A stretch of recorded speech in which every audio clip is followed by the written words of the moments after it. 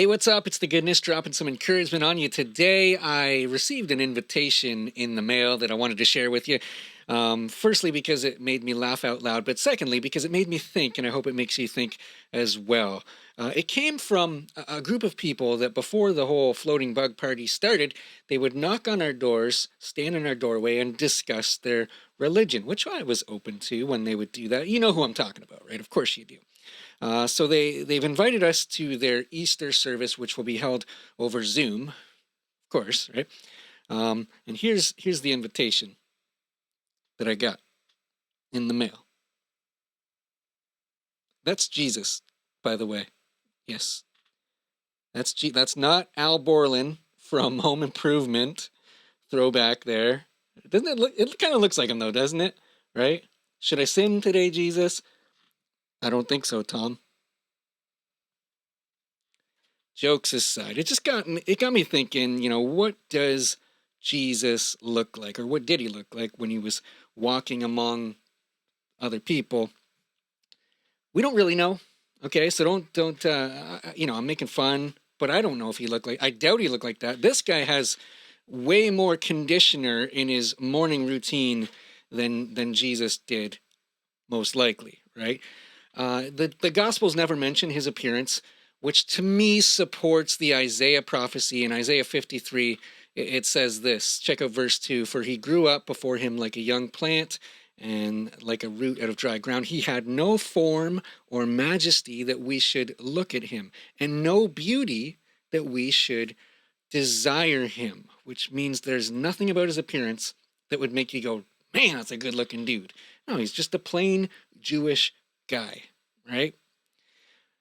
That's from the virgin birth to the cross, though. After the cross, after the resurrection, after the ascension, he took on a bit of a different form. I want to share with you here in Revelation chapter 1.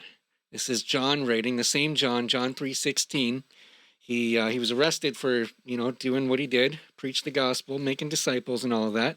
He was cast out in exile on an island. He had a vision, wrote the book of Revelation, and here's near the beginning of it. I'm going to scroll to verse 12.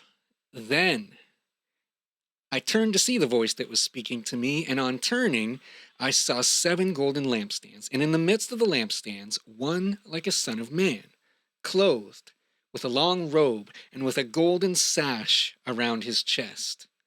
The hairs of his head were white like wool, like snow. His eyes were like a flame of fire. His feet were like burnished bronze, refined in a furnace, and his voice was like the roar of many waters.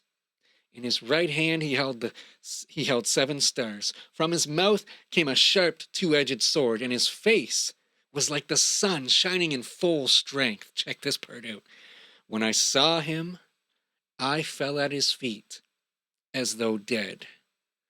But he laid his hand on me, saying, Fear not. I am the first and the last, and the living one. I died, and behold, I am alive forevermore. And I have the keys of death and Hades.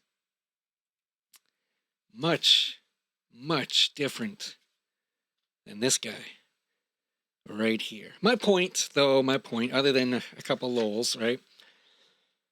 So many of us have a second-hand view of Jesus. And what I mean is, even the way he looked, we have a second-hand view, whether it's through pictures and caricatures, TVs, movies, or even, the view from other people.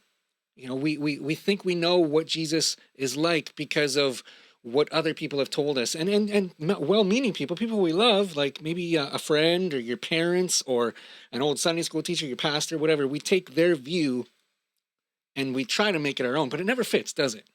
No, it was never meant to. You were meant to have a first-hand view of Jesus.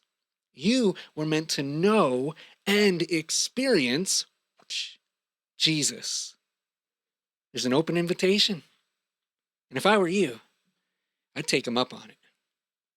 I'm the goodness, and you are loved.